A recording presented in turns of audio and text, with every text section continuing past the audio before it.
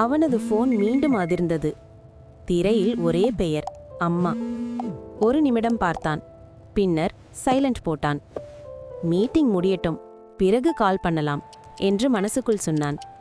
அவனுக்கு அம்மாவை பிடிக்காததில்லை, ஆனால் வாழ்க்கை அவனை எப்போதும் அவசரத்தில் வைத்திருந்தது. காலை கிளம்பும்போது அம்மா சொன்னது நினைவுக்கு வந்தது. சாப்பிடாம போகாதே.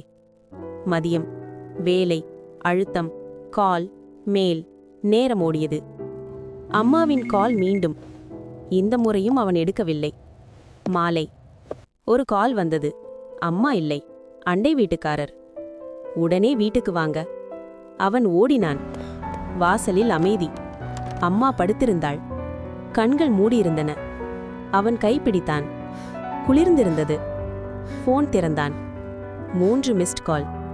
அம்மா, அம்மா என்று அழைத்தான். பதிலில்லை. அவன் முதல் முறையாக இப்போ நேரம் இருக்கு என்று நினைத்தான். ஆனால் அப்போது நேரமில்லை.